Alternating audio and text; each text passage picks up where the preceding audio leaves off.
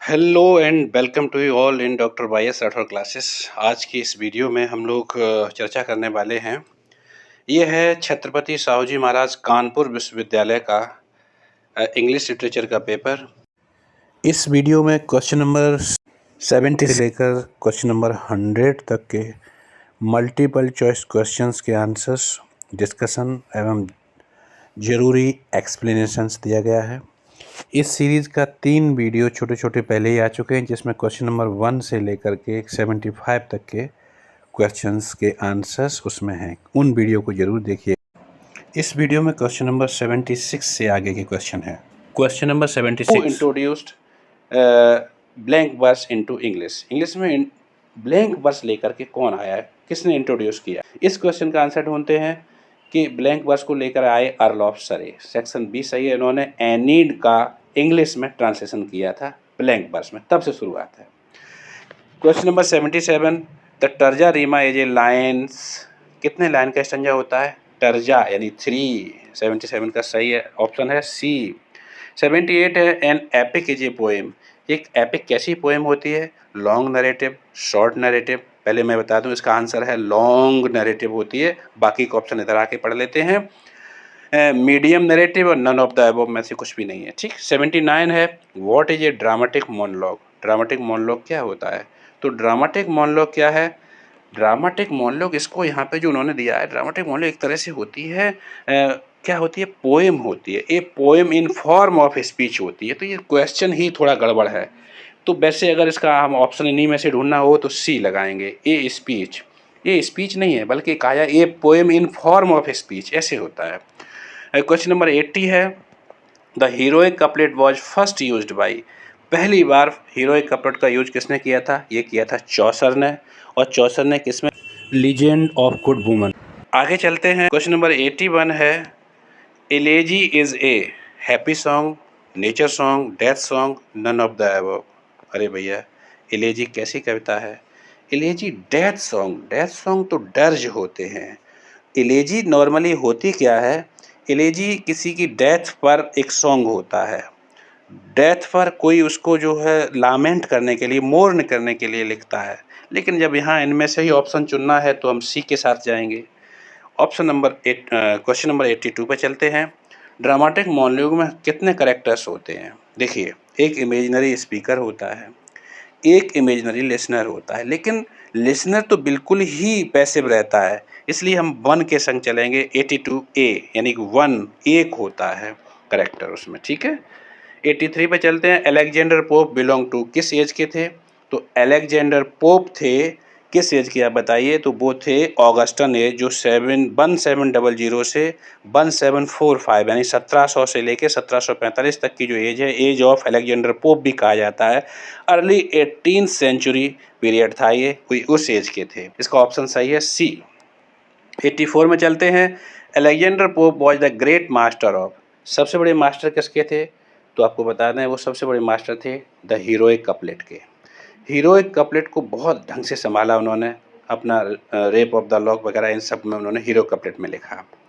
Question number 85 में चलते हैं। अलेक्जेंडर पोप्स ऐसे ऑन मैन में कितने एपिस्टल हैं? तो अलेक्जेंडर इसमें जो है 4 एपिस्टल हैं। ठीक है। 1733-34 में ये पब्लिश हुआ था। ये हीरोइक कपलेट में लिखा गया है और 4 एपिस्टल हैं इसमें। ठीक है, तो 4 के संग चलेंगे। तो आंसर हुआ ऑप्शन ए। चलिए 86 क्वेश्चन पे चलते हैं। अलेक्जेंडर पोप्स ऐसे on man follows the structure of. अब ये तो अभी भी क्वेश्चन था, उसी मैसेज को ले लिया है। एपिस्टल का स्ट्रक्चर उन्होंने फॉलो किया है, तो इसका ऑप्शन ए सही है। Thomas Gray was. Thomas Gray किस एज के कवि थे? चलिए दो ऑप्शन यहाँ पढ़ते हैं। A metaphysical poet, an Elizabethan poet, और इधर a transition poet, a Victorian poet. अब आंसर यही है, ऑप्शन सी सही है। ट्रांजिशन पीरियड वो समय था, लिरिकल बैलेट्स पब्लिश हुई थी, अर्थात रोमांटिक एज से पहले का। तो कौन सा? वो ट्रांजिशन पीरियड कहा जाता है। और ट्रांजिशन पीरियड का एक और नाम है, आप बता सकते हैं? और वो नाम है एज ऑफ डॉक्टर जॉनसन। हैं? ये कब शुरू हुई थी? 1745 से लेकर 1798 तक। ठीक है। इस एज के थे थॉमस ग्रे, जिनकी पोएम बड़ी फेमस है, क्या, elegy written in a country churchyard, आपके कोर्स में भी है। क्वेश्चन नंबर नेक्स्ट में चलते हैं। When was Gray's elegy written in a country churchyard was published, अभी नाम लिया, देखो अगले क्वेश्चन में आ गया, ये कब पब्लिश हुई थी, ये पब्लिश हुई थी ऑप्शन डी 1751 में। Path of glory lead but to the grave, yes 89 का ऑप्शन डी सही है, आपने पोएम में पढ़ा होगा। और 90 क्वेश्चन कहता है कि elegy written in a country churchyard deals with the philosophy of, किसकी फिलॉसफी पे बात करती है, तो हम इसकी फिलॉसफी अगर हम देखना चाहें तो इसकी फिलॉसफी है वही लास्ट ऑप्शन, लाइफ और डेथ की बात करती है कि जीवन में कैसे जियो, है ना, paths of glory lead but to grave, yes. आगे चलते हैं, 91 क्वेश्चन की चर्चा करते हैं। हु सेड अबाउट बस एज फॉलो, ये शब्द कहते हैं, his poetry is the reality, his philosophy is illusion. Poetry तो रियलिटी है, लेकिन उनकी जो फिलॉसफी है वो बड़ा भ्रमात्मक है, तो ये कहा था मैथ्यू अर्नोल्ड ने। 91 का ऑप्शन सी सही है। 92, the term sonnet is derived from the Italian word, कौन से इटालियन वर्ड से सोनेट शब्द आया है, सोनेटो, यस ए सही है, सोनेटो, यानी कि ए सही है, क्यों कि डी में एन का स्पेलिंग मिस्टेक है इसलिए। 93 में बात करते हैं, writer of sonnets can be termed as, जो सोनेट लिखते हैं उनको क्या कह सकते हैं, यस सोनेटियर, यहाँ भी ऑप्शन ए सही है।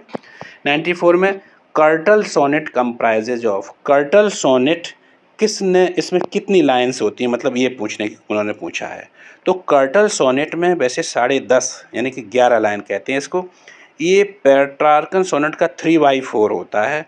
इसे जीएम हॉपकिन अर्थात गेरार्ड मैनले हॉपकिन ने इसको एक तरह से इन्वेंट किया था।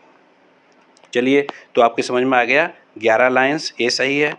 95 पे चलते हैं, the sonnet scheme A B BC BC CD CD E, यानी कि आप हम यहाँ पे देखेंगे कि ए बी पहले क्वार्टर दूसरे में गया, बी इसका, और BC BC के इसमें से सी तीसरे क्वार्टर में गया, और ई इसका कपलेट है, ठीक है। ये स्कीम किसने दी थी सोनेट की, तो ये दी थी किसने, स्पेंसर ने, इसे स्पेंसरियन सोनेट कहते हैं। 16th सेंचुरी के पोएट थे, पूरा नाम एडमंड स्पेंसर। आगे बात करते हैं क्वेश्चन नंबर 96 की, एन ओड एजे, ओड कैसी पोएम है, लिरिक है, मेटाफिजिकल है, मैं आपको बता दूं ऑप्शन यही सही है, 696 का ए, लिरिक पोएम होती है। इसमें गायन और डांस का भी स्कोप रहता है, जैसा कि पिंडारी कोड्स में होता है। Question number 97, Pindari code consist of, ये तीनों ही होते हैं, स्ट्रोफी, एंटी स्ट्रोफी और इपोड। पिंडारी कोड में ये तीनों ही होते हैं, अतः चौथा ऑप्शन यानी ऑल ऑफ द अबव सही है। 98, ode that repeats a single stanza form, ये बड़ा कंफ्यूजिंग क्वेश्चन रहा कि क्या करें इसमें, पिंडारिक हो नहीं सकता, मेडिएवल ओड कुछ ये टर्म ही कुछ ठीक नहीं लग रही है, हॉरेशियन ओड ऐसा नहीं होता, तो इर्रेगुलर ओड, तो 98 में मैं बी के साथ जाऊंगा। अगर आपको कुछ और सही लगे तो कमेंट जरूर करके बताइएगा। 99, ode on intimation of immortality is written by, बहुत सरल है, विलियम वर्ड्सवर्थ के द्वारा। 99 का ऑप्शन सी सही है। और question number 100, that's the last question, a line 7 feet, 7 feet की लाइन को क्या कहते हैं, तो 7 फीट की लाइन को पहले आंसर बता दूं, सी ऑप्शन सही है, हेप्टामीटर कहते हैं। 1 फीट की लाइन को मोनोमीटर, 2 फीट की लाइन को डायमीटर, 3 फीट की लाइन को ट्राईमीटर, 4 फीट की लाइन को टेट्रामीटर, 5 फीट की लाइन को पेंटामीटर, 6 फीट की लाइन को हेक्सामीटर, और 7 फीट की लाइन को हेप्टामीटर, और 8 फीट की लाइन है तो ऑक्टामीटर कहते हैं। सो ये आपके 100 क्वेश्चंस मैंने कोशिश की, कहीं पे कुछ हो सकता है, मुझसे भी गलती हो सकती है, अगर ऐसा कुछ हुआ हो तो प्लीज़ मुझे कमेंट में बताइएगा, और please like share my video and please subscribe my channel. Thank you very much.